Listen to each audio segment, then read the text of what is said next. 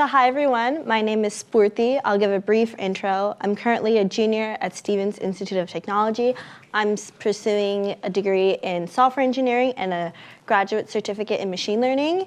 And I had the great opportunity to work with Natan and Anote on a lot of the projects, specifically machine learning research related projects for around like a year and a half. And that kind of really sparked my interest in this field, and kind of been involved with like the past 2 months of like this open source project, managing a lot of the people. I see a lot of faces in the room here working on them. Just gonna give like a high level overview of what this project is and like AI agents to hopefully get some familiarity of and why we're doing all this. So going back to the main challenge and the problem that we're trying to solve, the future of AI is agentic. In the next 3 to 5 years, like how you saw ChatGPT like take the world by storm with generative AI, the same thing or a very similar thing is going to happen with agentic AI. With essentially, it will have like a lot of the same like capabilities, but it will be more, and it will become even more powerful, as not only the AI, the models itself will get smarter and smarter, but the capability and the reach of those models are also going to extend. And we care about this because we don't only want it to be, you know, the billion-dollar tech companies or governments or whoever has the most money and power to dictate what this technology looks like. We're all going to be using it. It's going to be affecting all of our lives. So we want as many people to have a say in the technology as possible, which is kind of like a lot of the reason like why around this community building and an open source project. So to kind of give a background of what is agentic AI and some key terminology around it, is that I'd like to think of this in like 3 main pillars, which distinguish agentic AI from kind of like the traditional like generative AI that I'm sure a lot of you are really familiar with. So the first one is autonomy, and you know it's in the name. Autonomous agents is like a key pillar, as like, you know, instead of having like the user input a query and then like the AI like respond and it kind of being like this constant back and forth. The key thing with autonomy is that maybe the user will have like some sort of input, but then based on that input, that AI will be able to make a series of decisions on its own. And maybe it will, if something doesn't go its way, it'll have the ability to like reason and make decisions based on that autonomously. The other key thing is where it's getting its data. So we talked a little bit before about like the data problem, but where AI agents get their data either for like the training, but also like as they're working with, they're able to like process and analyze and do a lot more things from data from a lot of like different sources, and also do that in an autonomous way. And then the other thing is the extended reach. So I'm sure a lot of you are really familiar with like chatbot applications, is how like most people like think and of like work with AI. But instead of just having things as like a chatbot, like now you can have it integrated in so many different like applications. If anyone like attended a lot of the virtual talks of agents, people were having them work with your emails, or if there's like a separate application too. So these are kind of like some key terminologies I'll briefly touch on, and also kind of like go in later into the presentation too. So an orchestrator is kind of like with AI, you'll have like these specific agents, but to know like how they should work together in what order, that's what the orchestrator for. An agent is kind of really familiar with that concept, is like that unit that's designed to like make tasks and perform decisions, and can also communicate with other agents, which is something like a crew. And then really like the foundation of a lot of these agents is like these large language models. So it's not something that's like separately like different from like generative AI or LLMs, but this technology is really like the backbone for like this future AI agentic technology. So this is kind of a visual of how I like to think of AI agents or like agentic technology is that you kind of have this spectrum. And on one extreme, you have flexibility, and on the other extreme, you have precision. And this is how I kind of think about it, because it's a lot of like new exciting things. People are doing a lot of things. And on one end, you can think of like these really specific AI agents that people have been coming up with, like whether it be AI for like data analysis, or like a financial services agent, or like a newsletter agent, or if you want to have it like for like to fill out like specific like medical forms. So you can have like this AI agent, like you have this very specific thing that you want to automate, and it's very task specific or domain specific, and you want to make an AI agent to do that for you. So that would be something, and especially something where there's like you need high reliability, it needs to be highly accurate. You can really get really granular of what your AI agent should do in terms of the workflow, the sequence of things, how they work together, and then also like each agent itself. Now, on the other end, you can have an AI agent that is super flexible. You can kind of think of it like as ChatGPT, analogous to like LLMs, where you can ask it like anything and everything, like helping with my code or revise this email, and it'll be able to do it. Maybe it won't have like the best performance on each of those tasks, but it can basically do just about any task you ask it. And with the flexible one is that you don't necessarily need to define, hey, this agent do this, then that agent do that. It'll kind of be able to like dynamically like work through that and independently reason through that on its own. So we're gonna kind of go into maybe like some examples of how each of those may work. So one example of a more precise agent was Upreach, which is one of the agents available on the registry right now. So the main problem that Upreach is trying to solve is how traditional outreach is tedious and ineffective and time consuming.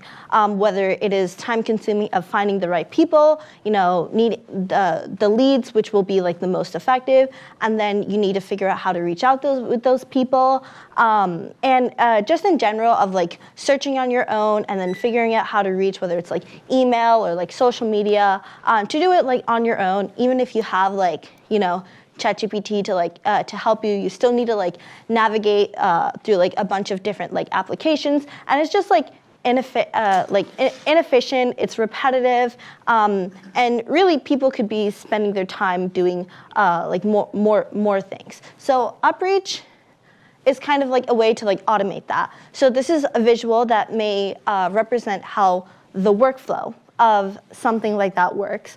So it starts off with the user input or the customer inquiry. So maybe it'll be like, give me a list of like, heads of AI at this company who have like that works in this like in the financial or like the tech industry, that's in like this location. I know like Natan used Upreach to invite a bunch of people to their Slack channel and like to do a lot of like Anote outreach. So instead of like manually like looking on LinkedIn or like online of like people you want to do, you can predefine a workflow to do it for you. So what Upreach is able to do is that you give it this inquiry, and then it'll kind of like have a workflow of like what you need to do. So from like the natural language of what the user says, it kind of translates that, okay, so maybe I need to go onto sites like LinkedIn and then filter for like positions that have like keywords like head of AI or technology or data. If you're looking for a specific like location, you can like filter by that too. And or maybe you want to go to like a separate site, like a university site, if that's the people you want to outreach, and like scrape the data from there. So it's kind of able to like scrape data from like a lot of different like sources, like whether you have like a separate database or like scraping it from the web in different locations, and get the most reliable leads based on what you wanted from your original inquiry. And based on that, Upreach will then create the list of leads or contacts, and then based on like why you or how you wanted to contact these leads, it'll like write this message for you, like via email, and then automatically like send it, and then kind of allow you to like track the progress of how many of how many emails you send out, if any of those are being successful, etc. So here you can see is more or less, this is a fairly specific use case or problem that someone is solving with an agent, a process that they find repetitive that they wanted to automate. And because that process was repetitive, there's more or less a fairly structured and static workflow of how the task worked. First they had to figure out where to get the data from, then pull the data, then get the list of leads, and then actually send out the email. So the cycle is meant to be repetitive to remove that manual labor. Kind of what I was talking about, a huge use case of a lot of these agents is to make them more precise. So you can and really good at this specific thing so that a person doesn't need to spend as much time doing it. Now, on the flip side of that, we can have something that's completely generalist and flexible. And a good example of this is this agent or framework called Magentic 1. It was published by some researchers at Microsoft, and it's actually built on top of AutoGen, but it is a generalist framework that's kind of more ease of use based on it. And this is kind of a workflow of how it may work. And so it's actually, this logic loop is kind of powered by a large language model, maybe one with more complex reasoning. And this is kind of what we think of an orchestrator within the agentic field. So it's not necessarily the agent that's doing a really specific thing, but it's kind of the head agent that decides what agents to do what in what order and when. So how it works is that you'll have a task, and then first it'll go with the task ledger, and it'll go through okay, what are the facts I know? What are the facts that I need to know, and kind of come up with the game plan of how to complete this exact tasks. And then once you have the tasks that you need to do, it'll go to the process ledger where it tries to figure out how to actually do that task, and it does the task by calling different agents. So this one decides what's the agent that I need, and what instruction do I need to give that agent. And it's kind of iterative loop where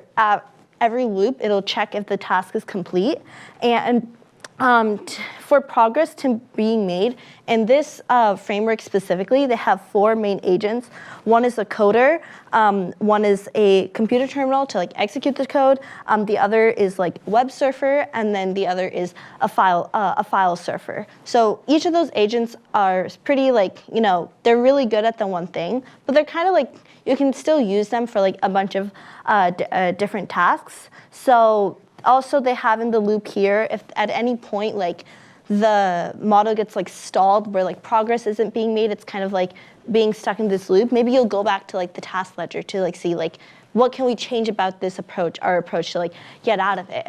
And while Upreach was used to do something very specific, it was really cool in this paper. They kind of gave demos of it doing a bunch of different things. Anything from help me with citations and finding and exporting missing citations, describe trends in the stock market, order a shawarma sandwich, which I thought was pretty funny, or even compile and run C++ code. You can see that these tasks are across a wide different domains, and there's so many more that you could do it, which really has a much broader range than the dynamic workflow of this thing. It's not a pretty static workflow, do this, do that. It's the ability to reason and think and decide what to do next more independently. So kind of going into what our solution to this, taking these technologies. So we really want to develop an open source project for autonomous intelligence. And there's three like main components to that. One of them is actually like developing the agents and making them really good. Like, can we give them things like memory and reasoning capabilities and then to handle these tasks on their own? And the second component is that, okay, it's great to have like each of these agents and maybe individually they're great, but the real power of these systems come when they can work together. So how do you get agents to work together, and how do you and that's kind of where like the orchestrator comes in, especially like for complex tasks. And then lastly is like, how do you actually like monitor and optimize these systems, because and like evaluate it and like make sure you can interpret the results properly, because you're probably going to be using them to do like a lot of tasks, so you want to make sure it's doing them as well as it can. So this is kind of like going more into like maybe how like something works, like a basic example of like if you were, this is kind of like a basic query, but ideally you would be able to ask it like any series of like really complex tasks or even like questions, and just all the user needs to do is like ask a question, and then like based on that, like the system will be able to come up with like a series of steps that it needs to do, and maybe each step is correlated with an agent. Like, okay, first step is to use this agent to do X, and then second step is to do this agent to do Y. And because as I was saying, like a lot of the power that comes from these systems is like multi-agent collaboration. So I had the opportunity, like kind of when the project was like starting out, to like meet with a lot of people working on it and do some project management work. So this is kind of like a summary of what a lot of the people I've been working on for the past 2 months. A lot of them had really great presentations on the stream today. So one of the components is like, again, like the specific AI agents. There is people working on everything for AI agents for job applications or medical forms, or like a coding, or to write grants, and so many more. And then also I'm sure there's like so many more like startups that also like developed agents for like specific use cases and the development of that. And then kind of like with that, we also there's a great team who worked on like the SDK of like being able to call it within the code, as like kind of like Natan was showing earlier. And then finally, like we also have like use cases and like the case studies. People maybe more so between like the technical and like the business knowledge gave presentations of like really identifying like use cases of agents and how they would be useful, which kind of would dictate, like maybe from a technical perspective of how we would approach it. And then finally, there was a lot of work done about how do you like monitor and evaluate these agents really effectively to optimize their performance. So kind of, we've done like a lot of great work, but again, it's been only a matter of weeks, and with this technology that's constantly changing, there's a lot of open questions that kind of are unanswered. Something that I'm personally interested in was kind of like, you kind of saw before with like the generalist framework with Magentic 1 on how that smart orchestrator works with maybe those 4 agents, but how can we kind of like use that framework, but maybe use it on any number of specific agents? Like perhaps we'll have this registry with all these agents that people can submit, and then we have like some sort of orchestrator that'll be able to not only like 4 basic agents, but any number of agents, whether it's like tens or like eventually dozens or even more. Like it will be able to like know like, okay, I can actually use this very specific agent for this task because that's what it requires.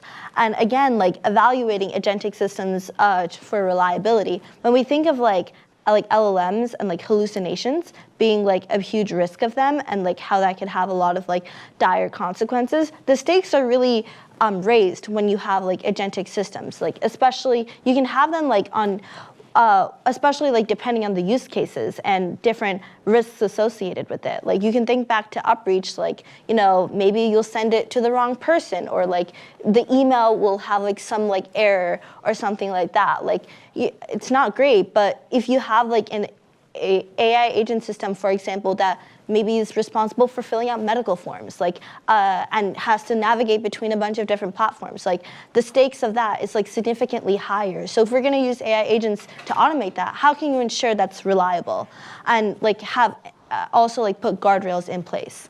Also, like as Natan was like saying, was like the data problem is like a huge thing as well. Like kind of like what kind of data do you need to like train agentic systems? Because it's not only a static like here's the input, here's the output of the model, but it's so much more like a series of like different tasks that you need to do.